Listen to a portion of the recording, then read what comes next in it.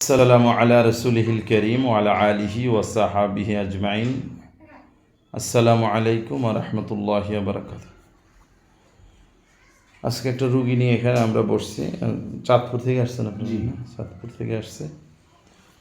আসলে ভিডিওটা করার উদ্দেশ্য হচ্ছে, মানুষ অধিকাংশ রোগ নিয়ে এখন বিভ্রান্ত হয়। আমি সবসময় বলে থাকি, বর্তমান সময়ে যত রোগ হয় তার 90%-এরও বেশি রোগ জিনেরা দেয়। তো আজকে এরকমই একটা রুগী, যাকে দীর্ঘ কয় মাস আপনারা হাসপাতাল রাখছিলেন? 3 মাস? হ্যাঁ, মানে 5 মাস ধরে আর কি। খালি 5 মাস ধরে ট্রিটমেন্ট চলতেছে। হ্যাঁ, বাসা আনতেছি, কষ্ট নিতেছি, হয় হাসপাতালে একটা। নিতেছি, হাসপাতালে ভর্তি রাখতেছি, এরকম আর কি। রুগীর বাবা, মা, আর আপনার, আপনি কি হন? না না, আচ্ছা। ওটা চাচা। আর উনি চাচা। আর এই হচ্ছে আমাদের রুগীর নাম কি? তোমার নাম কি? জান্নাতুল ফেরদৌস। কি সমস্যা হয়েছিল আপনার মেয়ের, বলেন তো? আমার মেয়ের আসলে সমস্যা হয়েছে যে পেট ব্যথা আর বমি। এটা নিয়ে দীর্ঘ 5 মাস ধরে চাঁদপুরে বাড়িয়ে দৌড়াদৌড়ি, কোনো সমস্যা খুঁজে পাই নাই। তারপরে 3 মাসের মতো যখন আমরা চাঁদপুর ট্রিটমেন্ট করাইলাম, দেখি যে না, কোনো কিছুই হয় না, কোনো রোগই ধরা যায় না। শুধু ডাক্তার বলতেছে যে শুধু ওষুধ দিছি, ঠিক হয়ে যাব। আসলে কোনো রোগই ঠিক হয় না, কিছুই হয় না। সমস্যা দিন দিন বেড়ে যাচ্ছে, আর আমার বাচ্চাটা দিন দিন একদম শুকিয়ে যাচ্ছিল। তো পরে ভাবলাম যে ঢাকায় নিয়ে যাই, দেশে ট্রিটমেন্ট, চাঁদপুরে ট্রিটমেন্ট ভালো না, ঢাকায় নিয়ে যাই। ঢাকা পপুলার হাসপাতালে নিয়ে গেছি, ধানমন্ডি 2 নম্বর রোডে।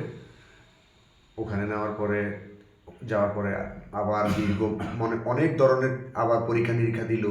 চাঁদপুরে যা করছি ওখান থেকে আরও বেশি ব্যয়বহুলে ওখানে ট্রিটমেন্ট পরীক্ষাগুলো আবার করাইলাম। কত হাজার টাকা খরচ হয়েছে? অন্তত MRI করাইছি, সিটি স্ক্যান করাইছি, এন্ডোস্কোপি করাইছি, একটা 11 পার্টের আলট্রাসাউন্ড এক্স রে করাইছি, তারপরে 3-4টা ব্লাড পরীক্ষা করাইছি। এতে তো আনুমানিক প্রায় 35-40 হাজার টাকার মতো আমার খরচ হয়ে গেছে, শুধু ডাক্তার ভিজিট 2,000 টাকা। খালি চেক আপ দিয়ে? হ্যাঁ, চেক আপ টাকা। রুগীর কোনো উন্নতি হয়েছে?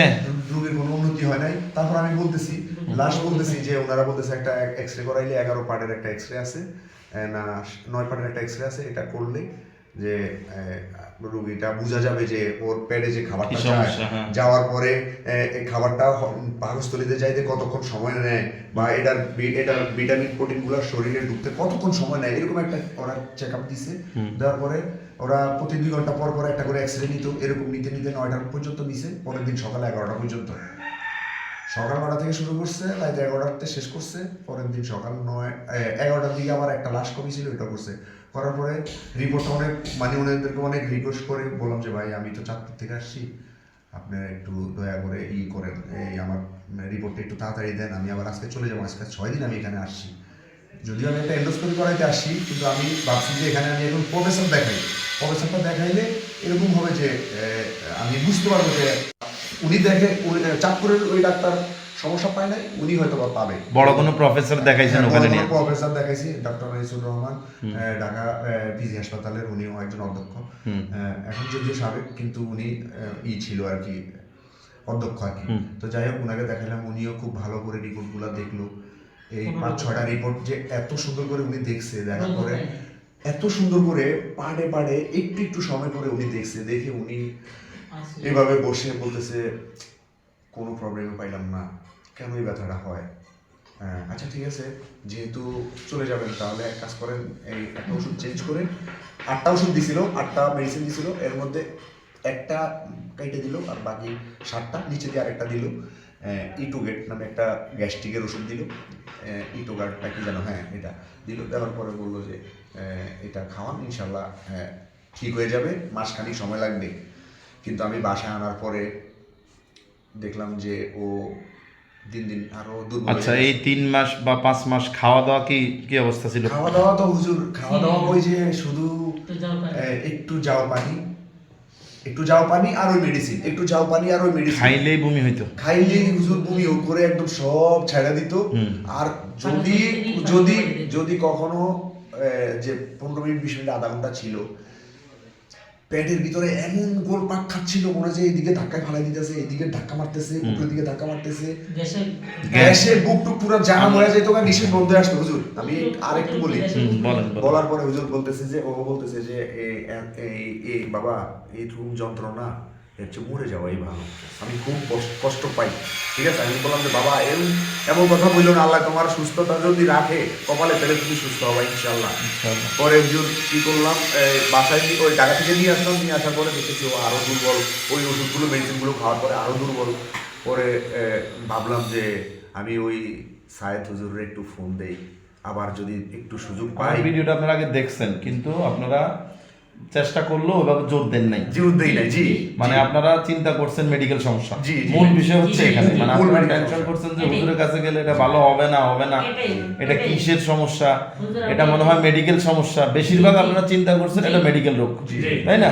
এই জন্যই আমার কাছে আসলে ওইভাবে আসা হয় না। আচ্ছা, তো এখন লাস্ট আজকে যখন ওকে আমার কাছে আনছেন, আজকে কি অবস্থা আনছেন? আজকে হুজুর সকালবেলায় আমি অফিসে যাচ্ছিলাম, আমি একটা ব্রডব্যান্ড, আজকে উনি কান্না করতেছিল আমার কাছে যখন ফোন দিছে যে আমার মেয়ের অবস্থা খারাপ। জি জি হুজুর, আপনি বলছেন কালকে আনতে হুজুর? সকালে কি অনেক পেটে ব্যথা ছিল? হ্যাঁ, খুব পেট ব্যথা ছিল, এই জায়গায় গাই মারতেছিল, গায়ে মারতেছিল। এই গলাতে একটু ডক্কল গিলতে পারতেছিল না, মানে এত একটা বাজে অবস্থা। আমি ডিউটিতে গেছি হুজুর, আমি একটা সাধারণ একটা চাকরি করি হুজুর, আমি ব্রডব্যান্ড কোম্পানিতে চাকরি করি, 15,000 টাকার মতো স্যালারি পাই। আল্লাহর রহমতে আমার 4 জন বাচ্চা, সব শেষ করে ফেলছেন এই আমি ওই বাবা একটা ঘর বিড়ি দিয়ে গেছে, ওটার মধ্যে আছি। আর কিছু এই তিল করে যা কিছু জমাইছিলাম সবগুলো শেষ। অন্তত বউর, অন্তত বাচ্চার, মানে 3টা মেয়ে তো একটা ছেলে, ওই সব জন্য একটু করে স্বর্ণের দুল রাখছিলাম, এগুলো সব আল্লাহর রহমতে বন্ধক রাখা আছে। আর পরে হুজুর এই আজকে আপনার কাছে নিয়ে আসলাম। সকালে আমি অফিসে গেলাম, অফিসে যার পর আমার ফোন দিচ্ছে, বাবুর অবস্থা খুব খারাপ, তোমার মেয়ের অবস্থা খুব খারাপ, মাথা বাইরে গেছে, তুমি তাড়াতাড়ি চলে আসো। হুজুর আমি কি করলাম, আমি হুন্ডাটা মনে হয় যে উড়াল দেওয়াইছি, এইভাবে আমি আয়সা বাড়িতে এসে যখন দিয়ে অবস্থা, আমার তো মাথার রং মুখ গুলা খুব টনটন করতেছে। আমার বাচ্চা, আমার শখের বাচ্চা, আমার বড় মেয়ে, ওর জন্য আমি যখন বিয়ে করছি হুজুর, তখন আমরা তো পোলাপান মানুষ ছিলাম, আমরা মানে একটু অন্যরকম ছিলাম। যখন বাচ্চাটা হয়েছে, হওয়ার পরে যখন ওর দুঃখ কষ্ট আমি বুঝতে পারছি যে আমার বাচ্চা এত কষ্ট পায়, আমি বাপ, আমি কি করতেছি, এই তখন থেকে শুরু হয়েছে যে আমাদের সংসার জীবন সুখে শান্তিতে যাই পারতেছি আলহামদুলিল্লাহ। তখনকার আমার এই সন্তানটা হুজুর বিশ্বাস করবেন না, এত আদরের, এত স্নেহের, যে বাকিগুলো তো হয়েছে এগুলোরও আদর করি, কিন্তু এটার মতো আমার এরকম লাগে না হুজুর। পরে আজকে কি করলাম, আয়সা বলতেছি আমি হুজুরের ফোন দিব, আগে হুজুরের অনেক কথা বলছে হুজুর, এবার এর কাছে নিয়ে যান। এই যে আমার শ্বশুর আব্বা বসে আছে, উনি বলতেছে বাবা একটা কাজ করো, আমার নানার বাড়িতে কালো হুজুর নামে এক হুজুর আছে, চলো আমরা ওর কাছে যাই। আমি বলছি না, আমি সাইদুল্লাহ হুজুরের কাছে যাব, এতে আমার যা হয় হোক, ঠিক আছে। আমি মনে প্রাণে আমি বিশ্বাস করছি হুজুরের কাছে যাবো, আর হুজুরের দেখার আমার খুব ইচ্ছাও ছিল, কারণ আমি ফেসবুকে ওনার কথাগুলো শুনে আমার হৃদয়টা ভরে গেছে। কি আমি বলতেছি আমার বাবুটার জন্য যদি আমি এরকম একজন হুজুরের কাছে আমি নিতে পারতাম, তো আল্লাহ সাক্ষী আছে, আমি অন্তরে থেকে বলতেছি না, আমি এটা বানাই বলতেছি।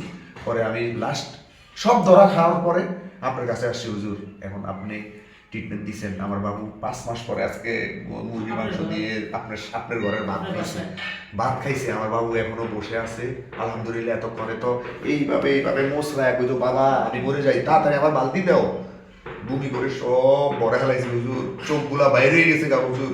ওর ওজন ছিল ৫-৫০ কেজি যখন আমরা ঢাকায় ছিলাম, 2 বছর আগে ঢাকায় ছিলাম, তখন এরকম হালকা পেট ব্যথা হইতো। আর ও আবার একটা জিনিস ছিল কি হুজুর,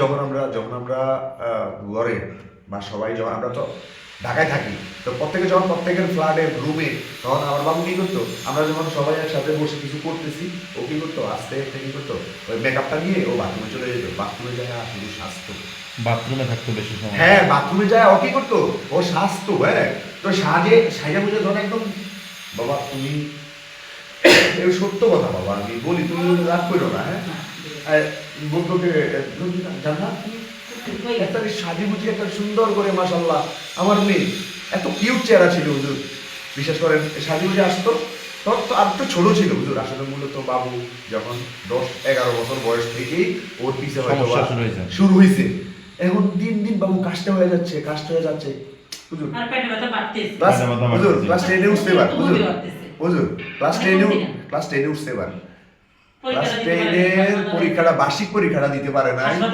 পরে ওই সার্টিফিকেট দিয়ে এখন আবার ভর্তি করাবো। বুঝছি। বলছে আচ্ছা যে ইনশাআল্লাহ এই যে দেখেন এখন এই যে মেয়েটা একটু আগে ওনাকে এখানে আনার সময় ওকে কিন্তু দাঁড় করাইতে পারে নাই, শোয়া রাখতেছে। আলহামদুলিল্লাহ এখন ট্রিটমেন্ট দেওয়ার পরে আসলে আমি মূলত যেটা বোঝাইতে চাচ্ছি সেটা হচ্ছে বর্তমান সময়ে অধিকাংশ রোগ জিনেরা দেয়, এবং এটা 99% বললেও ভুল হবে না। আমি সবসময় বলি ক্যান্সার থেকে শুরু করে যত রোগ আছে সব কিছু জিনেরা দেয়।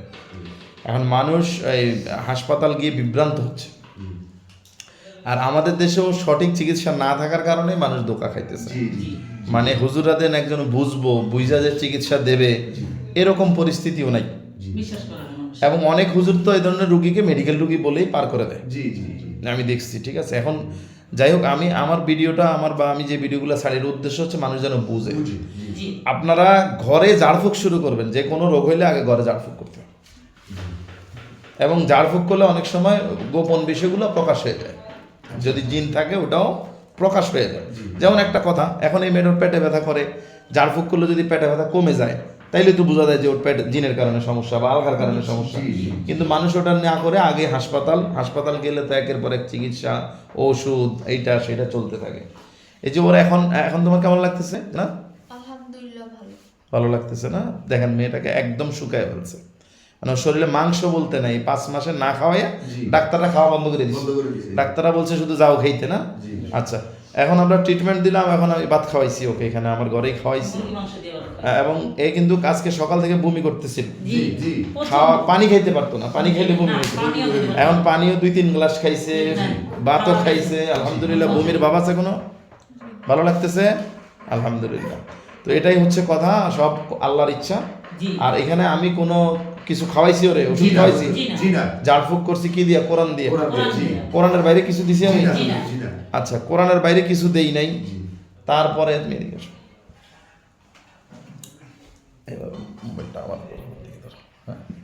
কোরআনের বাইরে কিছু দেই নাই, ঠিক আছে। তারপরে তাবিজ ছিল, তাবিজ খুলে ফেলে দিছি, ঠিক আছে। আপনারা তাবিজ দিছেন, এবং হুজুররা আপনাদেরকে আরেকটা বিভ্রান্ত করছে যে মানুষ ওকে কুফরি করছে, বলছে না? যে 2-1 জন হুজুর দেখাইছেন কি বলছে? মানুষের বান মারছে। এটাও মিথ্যা, এটাও মিথ্যা। ওই যে বলছেন না 10 বছর থেকে আক্রান্ত, ও তখন থেকে জিনে আক্রান্ত। আর জিনের কারণে পেটে ব্যথা হইতো, শারীরিক অসুস্থ, টয়লেটে থাকতো,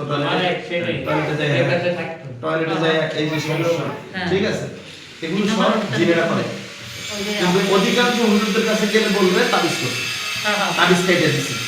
কিন্তু আপনি যে তাবিজ হাতে লাগাইছেন বা তাবিজ কাটছেন, ওর কি বমি বন্ধ হয়েছে? না, কিচ্ছু হয় না। কোনো ইমপ্রুভ হয়েছে? আমি এখানে আধা ঘন্টা ট্রিটমেন্ট দিছি, আধা ঘন্টা মেয়ের সমস্যা নাই, বলা চলে এখন নাই, আমার হইতে পারে, ওটা আলাদা কথা।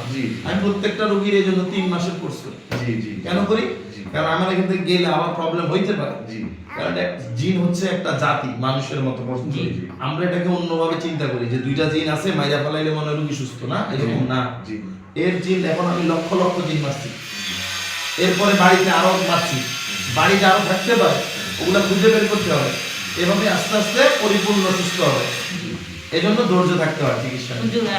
সাথে সাথে আমরা ওকে সুস্থ করে দিচ্ছি না, এতদিন হাসপাতালে এরকম সুস্থ হয়েছিল না। যাই হোক, আলহামদুলিল্লাহ, আল্লাহ সুস্থ করবে। এগুলো ফেলে দেবেন, এগুলো কোনো কাজ নাই, ফেলে দেবেন। আচ্ছা যাক, তাবিজ কবজ ব্যবহার করবেন না, শিরক মুক্ত থাকবেন, আমল যেগুলো দিচ্ছে এগুলো করাইবেন, আর মেয়েটাকে পর্দার ভিতরে রাখবেন। ইনশাআল্লাহ। আর আরেকটা জিনিস হচ্ছে, মাগরিবের পরে ঘর থেকে বের করবেন না বাচ্চাদেরকে, মাগরিবের পরে মহিলাদের ঘর থেকে টোটালি বের হবে।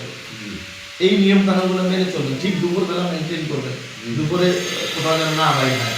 আর বিশেষ করে এখন সুস্থ না হওয়া পর্যন্ত কোথাও যাওয়া যাবে না, ঘরে থাকবে। শরীরটা শক্ত হবে, একটু স্বাস্থ্য ঠিক হবে, দোয়া কালাম পড়তে থাকবে, শরীর টাইট হবে, রুহ শক্ত হবে, তারপরেও বাইরে যেতে পারবে। ঠিক আছে, এখন ঘর থেকে যাবে না, টোটালি না, সব করবে, ঘরে বসে করবে, সব কিছু ঘরে বসে। আচ্ছা ঠিক আছে, আজকে এই পর্যন্ত। আসসালামু আলাইকুম ওয়া রাহমাতুল্লাহি ওয়া বারাকাতুহু।